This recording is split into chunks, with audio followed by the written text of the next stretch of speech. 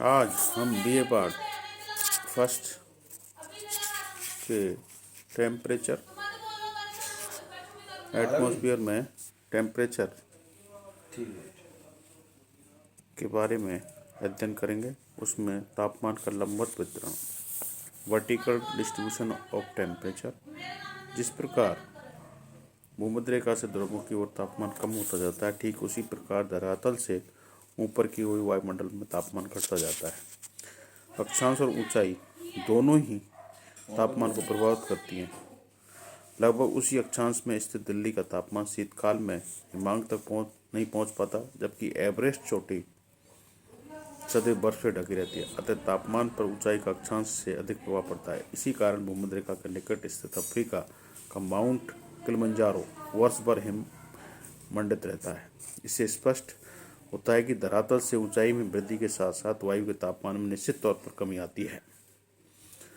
वायु के धरातल पर वायुयान गुब्बारों द्वारा जो प्रयोग किए गए हैं, उनसे निष्कर्ष निकलता है कि वायु का तापमान लगभग 165 मीटर की ऊंचाई पर 1 सेल्सियस की दर से घट जाता है। 165 मीटर की ऊंचाई पर 1 सेल्सियस की दर से घट जाता है। इसकी प्रमुखता के दो कारण हैं। वायु को अधिकांश ताप भूतल से संपर्क से प्राप्त होता है, अतः भूतल के समीप वायु गर्म होकर ठंडी उड़ जाती है। जैसे जैसे भूतल पर दूरी बढ़ती जाती है, वैसे वैसे वायु ठंडी होती जाती है। नंबर 2, भूतल के निकट वायु अत्यधिक सघन तथा जलवाष्प धूल कण कार्बन डाइऑक्साइड से युक्त होते हैं, अतः उनमें ताप प्राप्त करने की क्षमता अधिक होती है। वायुमंडल से ऊपर जाने पर वायु हल्की हो जाती है, उसमें जल धूल कण भी नहीं रहते, अतः अधोमंडल में तापमान ऊंचाई के अनुसार घटता जाता है। जब किसी क्षेत्र में वायु गर्म होकर ऊपर उठती है तो उसमें तापमान गिरने की दर को एडवेट रेट कहते हैं, स्थिर ओम्स दर कहते हैं। इस प्रकार तापमान परिवर्तन को एडवेट चेंज भी कहा जाता है। ऊंचाई में वृद्धि के साथ साथ वायु के तापमान में गिरावट एक निश्चित ऊंचाई तक होती रहती है। इसके पश्चात तापमान में गिरावट रुक जाती है। वायुमंडल का निचला भाग, जिसमें तापमान ऊपर की ओर घटता जाता है, अधोमंडल कहलाता है। इसके ऊपर वायु का वह भाग स्थित है जिसमें तापमान सर्वत्र एक समान रहता है अथवा ऊंचाई के साथ साथ कुछ वृद्धि होती रहती है। इसी भाग के इस कारण समताप मंडल कहते हैं। दोनों मंडलों के बीच की पतली परत को अधोपेटी कहते हैं। इस स्तर पर तापमान गिरने की दर शून्य हो जाती है। इन सब विशेषताओं में निम्न प्रकार से रखा जा सकता है। नंबर 1, सभी अक्षांशों में सभी ऊंचाई पर अधोमंडल में सामान्य ताप दर हर्ष दर लगभग समान होती है। अधोमंडल की बाहरी सीमा ट्रोपोपॉज पर औसत ताप दर शून्य हो जाती है। इस प्रकार अधोपेटी पर ताप हर्ष दर अचानक परिवर्तन हो जाता है। समताप मंडल के निचले भाग में सभी ऊंचाइयों पर तापमान समान होता है और उसी प्रकार का परिवर्तन नहीं होता। समताप मंडल में भूमध्य रेखा से ध्रुवों की ओर तापमान में कुछ स्तर तक बढ़ता जाता है, जिसका प्रमुख कारण भूमध्य रेखा की अपेक्षा ध्रुवों पर अधिक ऊंचाई कम का होना है। अब है तापीय विलोमता, इनवेरिएशन ऑफ टेम्परेचर। ऐसा अनुभव किया जाता है कि कहीं कहीं तापमान गिरावट का सामान्य नियम के विपरीत वायुमंडल कुछ परतों ऊंचाई में वृद्धि के साथ साथ तापमान में वृद्धि होने लगती है। इस प्रकार तापमान का लंबवत अथवा ऊर्ध्ववर्ती प्रवणता उल्टी हो जाती है। ऐसे विपरीत तापीय दिशा में वायु की ठंडी परतें नीचे तथा उष्ण परतें ऊपर हो जाती हैं। अर्थात कुछ विशेष परिस्थिति में तापमान ऊंचाई के अनुसार वायुमंडल का तापमान घटने के बजाय बढ़ने लगता है।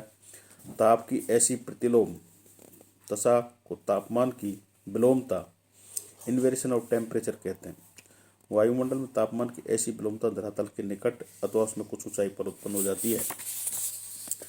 जिन क्षेत्रों में दिन के समय पर्याप्त सूर्य प्राप्त होता है, रात काफी लंबी होती से ताप की विकिरण अधिक होती हैं, वहाँ ताप विलोमता रूप विकसित हो जाता है। इस प्रकार शीतकालीन लंबी रातें, मेघ रहित आकाश, उच्च स्तरीय मेघ, सूक्ष्म वायु, शांत वायुमंडलीय विलोमता के लिए अनुकूल परिस्थितियां हैं। तापमान विलोमता को उत्पन्न करने वाली विभिन्न प्रक्रियाओं तथा धरातल से विलोमता की सापेक्ष ऊंचाई को ध्यान में रखकर विलोमता के 3 प्रमुख वर्गों में रखा जा सकता है। नंबर 1, पर्वत व घाटी धरातलीय। तीसरा है वाताग्र। पर्वत व घाटी विलोमता, माउंटेन और वैली इन्वेशन। पर्वतों के मध्य स्थित घाटियों में विशेषकर शरद व वसंत ऋतु में ताप की विलोमता उत्पन्न होती है। शीतकाल की लंबी रातों में परिवर्तन ढाल विकिरण पर अधिक ठंड हो जाते हैं, जिससे उनमें संलग्न वायु की परतों का तापमान काफ़ी नीचे गिर जाता है। समान ऊंचाई पर ढालों से दूर की वायु अपेक्षित गर्म होती है, अतः आकाश रात्रि में स्वच्छ रहने पर पहाड़ी ढालों पर लगी हुई ठंडी भारी हवाएं गुरुत्वाकर्षण के प्रभाव से खिसककर घाटी में भर जाती हैं। इन हवाओं को अवरोहित कहते हैं। ऐसी अवस्था में घाटी तल के ऊपर ऊपरी शीतल वायु और घाटी के दोनों पर्वतीय ढालों पर अपेक्षित गर्म वायु रहती है। घाटी के एकदम ऊपरी भाग पर तापमान कम रहता है। इस प्रकार पर्वतीय ढालों पर तापमान घाटी के तल या उसके ऊपरी भाग की अपेक्षा अधिक रहता है। ऐसी दिशा को तापीय विलोमता कहते हैं। यही कारण है कि अधिकांश बागवानी किसी पर्वतीय ढालों पर की जाती है, न कि घाटियों के तल पर। ब्राजील में कैवा के अधिकांश वृक्ष पर्वतीय ढालों पर पाए जाते हैं। इसी प्रकार कैलिफोर्निया की घाटी में फलदार वृक्षों के बगीचे पहाड़ी ढालों पर लगाए जाते हैं। ये ढाल पाले के प्रभाव से रहित होते हैं। धरातलीय विलोमता, शीतकाल में मैदानी भाग में जब भूमि तल पर पर्याप्त विकिरण हो जाती है तथा धरातल ठंडा हो जाता है, उसके संपर्क में आने पर धरातल के निकट की वायु ठंडी हो जाती है। इसके विपरीत विकिरणों से प्राप्त ताप धरातल के कुछ ऊंचाई पर हवाओं का तापमान में वृद्धि कर देता है। इस प्रकार विलोमता की दशा उत्पन्न हो जाती है। ऐसी विलोमता को धरातलीय विलोमता कहते हैं। भूमध्यरेखीय प्रदेशों में ऐसे अक्सर देखने को मिलता है। ये विलोमता लंबी रातें, शांत वायु, मेघ आच्छादित प्रकाश की अवस्था में विकसित होती हैं। उच्च अक्षांशों में धरातलीय हिमाच्छादित रहता है। दिन में उस समय पड़ने वाली किरणें के परिवर्तन के कारण सूर्य ताप की मात्रा प्राप्त कम हो पाती है। इसके विपरीत रात में पात्विक विकिरण द्वारा ताप का ह्रास हो जाता है, अतः उससे लगी वायु की परतें रात में काफ़ी ठंडी हो जाती हैं। इस प्रकार वायुमंडल की निचली परतों में तापमान विलोमता पूर्ण विकसित रूप में पाई जाती है। उन्हीं परिस्थिति में धरातल पर पाला पड़ता है।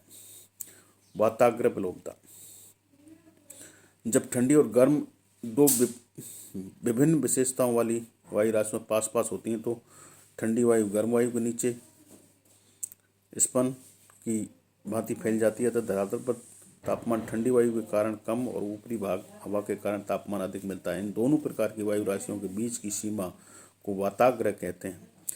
ये संक्रमण पेटी है जहाँ ठंडी और गर्म दोनों वायु राशियों की विशेषता मिल जाती है। वाताग्र गर्म वायु ऊपर और ठंडी वायु नीचे होती है।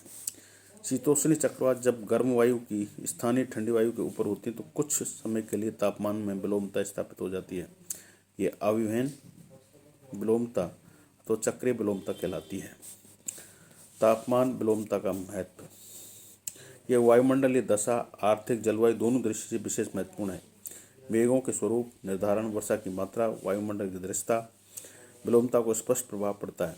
पर्वतीय ढाल तथा मानव बसाव कृषि के लिए आदर्श परिस्थितियां उत्पन्न करती हैं। ये